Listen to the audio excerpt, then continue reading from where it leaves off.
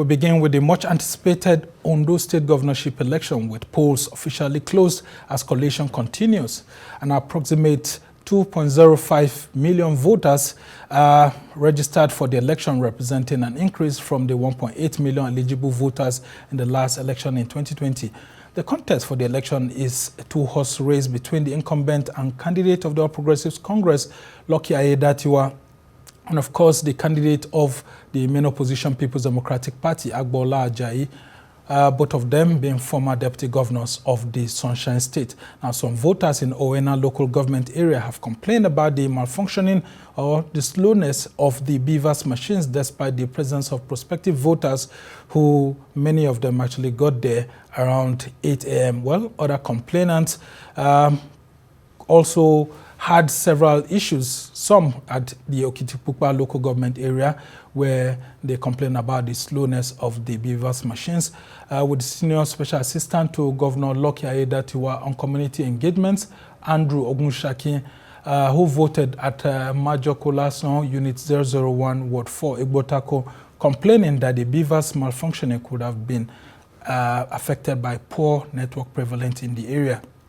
But INEC, especially through its resident electoral commissioner in Ondo State, Oluwatoyin Babalola, says she only received 2 complaints on BVAS and that her team quickly solved the problem, noting that generally the BVAS machines were 97% successful. But of course, Agbola, who is a candidate of the PDP, has kicked against the slow conduct of BVAS machines, saying that that could actually affect the results. Well, to help us take a look at the election and the factors that will shape the outcome of the Ondo State general election, governorship election actually, we have in the studio an election analyst with the Center for Democracy and Development, our Musa Rafsanjani. He's also of the CDD. Thank you so much for joining us. Thank you very much. Yes. And so talk to us now about this election generally. What results are you receiving from the field at the moment? So, prior to the election, the Center for Democracy and Development, CDD, through its Election Analysis Center, had actually trained its observers. It had trained its observers to ensure that they properly observe and document the processes and the proceeding, in this election. And of course, CDD had also made some analysis and made some prediction, based on the situation on the ground before the election. And, almost exactly what CDD had, predicted is what, we are seeing playing out in this election. One of the things that CDD, was concerned with is the possibility of lack of people coming to really, voter apathy. Voter apathy, yeah. And this is because of the democratic backsliding in the country. Many Nigerians just believe that politicians just use the election as a platform for siphoning public taxpayers' money, and they didn't really care about the development, they didn't care about the economy, they didn't care about the people. So some people just felt that they should stay away, which I think is also very dangerous, because you are actually encouraging people to come in and rob the state or rob the country. All right. So again, we also observed that before the election, we noted that there might be a kind of vote buying, given the poverty situation that Nigerians find themselves in the country, and some politicians will use that as a weapon or as a vehicle to attract, support. And exactly that's what we saw in the field. So CDD, its observers, observe along together with so many other organizations observing the election, this prevalence of vote buying. We've been receiving those reports too. Yes, and the funny thing is that this, in most cases, was been happening in front of the security. All right, I will just ask you to hold on there, because we also have our own observer, and he's actually our correspondent, Oba Adewe, who is joining us right there in Akure. He's in Akure at the moment. Thank you, Oba, for joining us. Talk to us about what's been going on. Bring us up to speed as to the latest developments. My election analyst here actually says that there were incidences of vote buying. I don't know what you were able to see, and what's the stage of collation generally at the moment? Okay, let me start with the stage of collation at the moment. Elections has ended in several polling units in town. This place, we had about 3 polling units here today, and election has ended in the 3 of them. Ballot counting has also ended here and in several other places across Akure and some other areas nearby. So the election went on peacefully with just a little bit of skirmishes here and there during the exercise. Talking about vote buying, there have been, allegations of vote buying in town, but we were not able to see anybody physically, paying or inducing voters to vote in a particular manner. But we got reports that the politicians have developed new tactics of inducing voters by, using body language and signs. We even heard of a situation where politicians used what is tagged as a coupon, like a little piece of paper given out to voters to go and vote, and after voting, they bring the coupon back to the politicians to, to claim the money that they have been promised if they vote for them. We also saw that, and I spoke with some observers. They term it as spiritual vote buying. I said, well, which one is spiritual vote buying? That you don't get to see them, using cash. You don't get to see them coming to the voters to induce them, but they have a way of doing it. Don't forget, Shagari, that every election in this country, threw up new system, new style of vote buying. Remember in Ekiti, we had a situation where politicians were just going around like a regular street hawker and shouting, Edibo Esebe, Edibo Esebe, meaning that when you vote, you'll be able to get money from us to prepare a pot of soup for yourself and your family. Remember what happened in Ondo, and in Edo State, and remember what happened in other places. So politicians keep coming up with new inventions, to induce voters during elections like this. So the Ondo State election is not different. A new invention has just, come up, which some of the observers describe as spiritual vote buying. So it is difficult to lay hands on, politicians buying votes here and there. But we had report that someone somewhere was arrested by men of the Department of State Security for, giving cash to voters to vote in a particular way. The man has been taken away. And we also had that some politicians, they give out cash between 5,000 and 20,000 naira to voters to encourage them or to induce them to vote in a particular way that will favor them. So, but on the overall, the election was peaceful, was orderly. We had every presence of security in town. Every 2 minutes drive along this major Obadeshida road in Akure, you get to encounter a team of soldiers or policemen or civil defense officials. All right, Oba. Mounting roadblocks there. All right, sorry to just cut you in there. Because of time, we just have to quickly talk more on some of the issues. Now, we had the PDP candidate, Agbola Ajayi, actually complaining, actually hitting hard on INEC and its national chairman. Professor Mahmoud Yakubu was saying that there was a delay in some of the beavers machines malfunction, but the INEC Resident Electoral Commissioner says she only received 2 complaints, but that overall, the beavers machines function 97%. So how do we juxtapose these 2 positions? In places I covered today, I did not see a single case of beavers machine failing around town. I did not see one, not just one. But we got some report from independent observers that there are a couple of places where beavers machine failed. But the observers were unanimous to say that the conduct of the beavers machine in this election, is an improvement on what we experienced during the last election in 2020 here. So if you look at it generally, and if you want to rely on what these independent observers say, you want to give INEC a pass mark for this BVAS machine.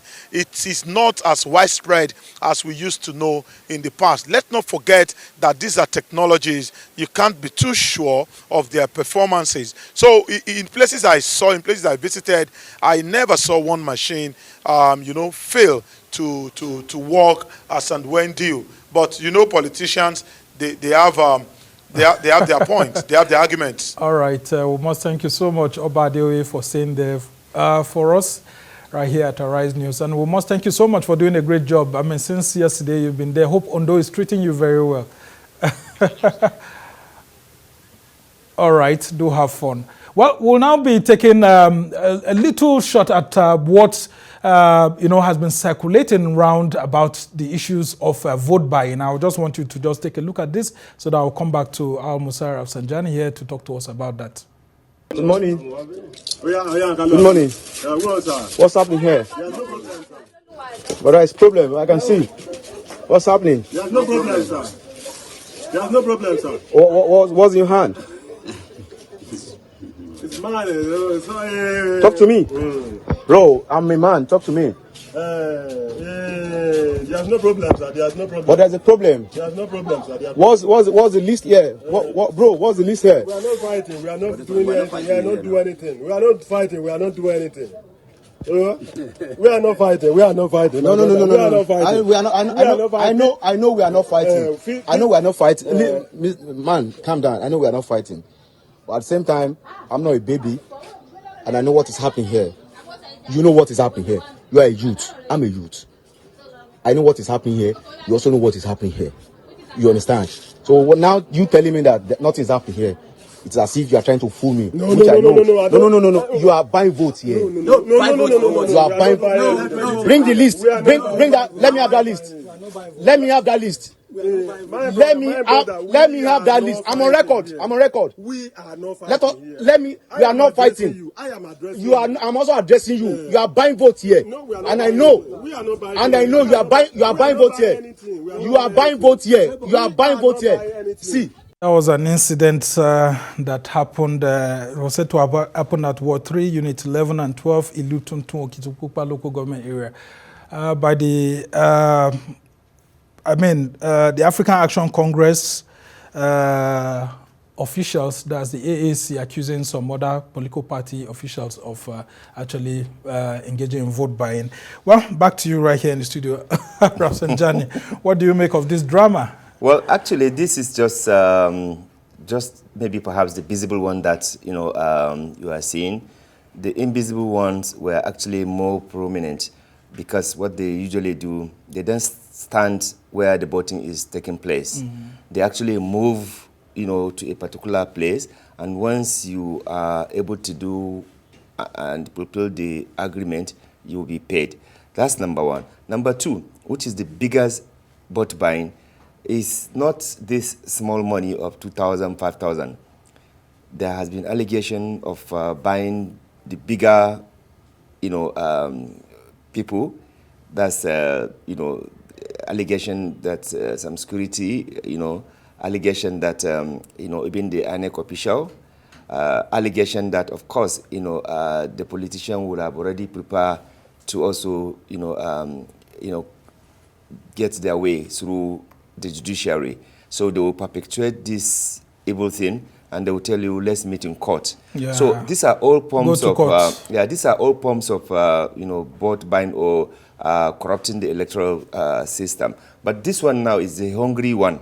It's a hungry vote buying thing, because when you are given 2,000, 5,000, really, you are taking advantage of the poverty that people find themselves to even collect, because after all, how much is 2,000? How much is 5,000? They say actually they were given up way up to 20,000. No, they think graduated, in some places, because CDD, observers observe that in some places, like the ruling party, APC, was actually paying up to 10,000. PDP was matching was 5,000. The other party was matching with 2,000, 3,000, you know. Based on their financial you can see, you know, the challenge. But again, what we also observe is that despite the presence of, you know, security operatives in many places, open campaign and even voter suppression and intimidation were going unchecked. All right. Well, the collation is ongoing at the moment, and I'm just taking a look at the INEC IREV results viewing portal right now, and what INEC is saying is that they have 3,138 results already uploaded out of 3,933. So right now, the election collation is at 79.79%. Yeah. Okay, so in all of this, how would you rate INEC's conduct, especially with these results? At this stage, I mean, I look at the time now. Yeah. I mean, there are a number of issues that, you know, account for this percentage, you know, achievement. First, you see that the number of the voters, if you look at where all the places that the election took place, some places where you have 500, you know, accredited voters, you will not see more than 100 or 150. Okay. Meaning that a lot of people did not actually, you know, turn out. So that, you know, has helped to, you know, speed up the process. Secondly, INEC is also determined to clean itself from the accusation, from the lack of confidence that some Nigerians have on them. So they wanted to prove a point that they can actually do better, and that if they get the necessary support from other agencies, from other institutions, they can actually do this. Because we should remember that INEC alone cannot deliver free, fair, and credible election. There must be other institutions working with the INEC to support INEC in that spirit. You know, if the other institutions are not supporting INEC to do that, INEC might find it very difficult, particularly the politicians or the voters themselves and the talks that usually come. You know, if they don't, you know, behave responsibly, it will be difficult for INEC to do any magic. If the security agencies themselves too, they take side, you know, it will be difficult for the, you know, INEC to do anything. So, but I think, you know, overall, we can say that the election has been very peaceful. Yeah, but I'm also interested in knowing what the CDD was able to harvest from its election observers on the functionality of the beavers. Yeah, so Ondo is saying that it performed at 97%. So as a matter of fact, CDD observers, they have observed in some few places where there was this beaver challenges, but within 30 minutes maximum, they are fixed.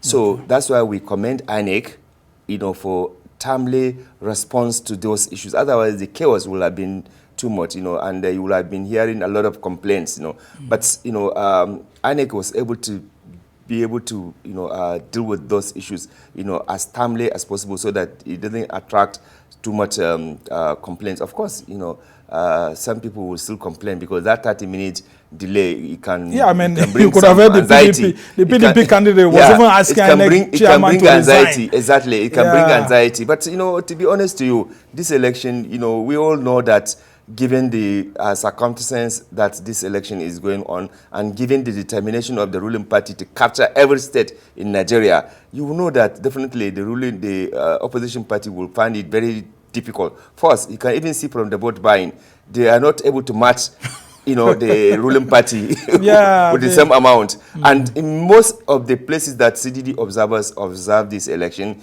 you know, even the agents were just more of like only PDP and APC, and then maybe occasionally maybe the third party, you know. Labour Party. Yeah, they don't have the capacity or the resources to even do anything. To deploy. The deployment is not even, but the ruling party has the money, has everything, has federal might, has everything, so they are everywhere.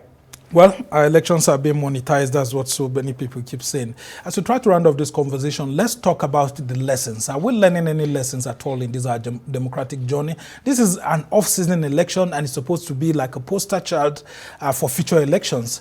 Do you think that Nigerians would, after the outcome of this election, it will boost the confidence of people to watch out for 2027? To be honest to you, unless we remove commercialization of the electoral process in Nigeria, if you did not reform the system in this country, for example, political parties are not democratically governed.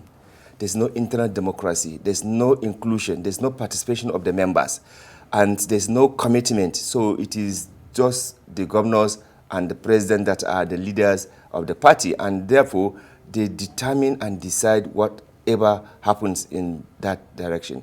So the ownership of the members, is not there. So therefore, they don't even pay due. There's no any commitment apart from just sharing the... I mean, the thinking is that once you get into power, you fund the party from government. But that if you're in the opposition, you collect money for forms and all of that and use it to fund... But that is not how political parties are run. And that's why I say we have to dismantle this corrupt, political system that we have. We have to make sure that we have a political party that is accountable, that is actually people-driven party, that is embedded on ideology and principles. You cannot just have political parties that, and that's why you see, today you are in APC, tomorrow you jump to another party, and you are not even ashamed. You are jumping, because there's no principle attached to it. It is just about power grabbing, We cannot continue with democracy in that way. Look, for democracy to succeed and flourish, and for us to actually, address the backsliding of democracy in Nigeria, we have to change the game. And politicians are the greatest beneficiary of democracy in Nigeria, and they are the one killing democracy. Well, just before I let you go, Musa Rafsanjani, are voters themselves not part of the problem? Because when you see voters are lackadaisical, they don't go out to the field to vote, and those who go out collect monies and all of that, aren't they contributing to the depreciating assets of democracy in First Nigeria? and foremost, you are supposed to be a member of a political party. And the political parties are not, in many instances, open to people with radical and progressive ideas. Even if you go there, you will not be part of anything. In fact, they will have decided the whole thing, without even you knowing. So that's why I say the political party system is one of the major challenges. Because when you have a political party like we had in the past, you had a you had political parties in the past that people identify based on their ideology, based on the principle of those parties. Today, it is based on how much will I get, and how much I can use dirty money to capture the power. They are using dirty money, drugs money, all sort of porn money, all sort of illicit money to capture the power. That's why you see the whole process is monetized. So there's an electoral capture. In part, as a matter of fact, apart from the electoral, capture, it is entire, political capture that our politicians have done. Some of them, they go and borrow money. It is not on the fact that they have a conviction that they want to give contribution to the service. Right. It is purely about how much profit can I make. All right. You pay for appointment, you pay for election. All right, Musa, thank you so much.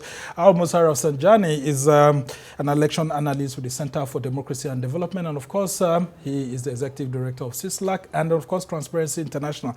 And that's where we'll be counting on the CSOs to actually help us to clean up the electoral system so that we don't have an electoral capture. But we must thank you so much for joining us.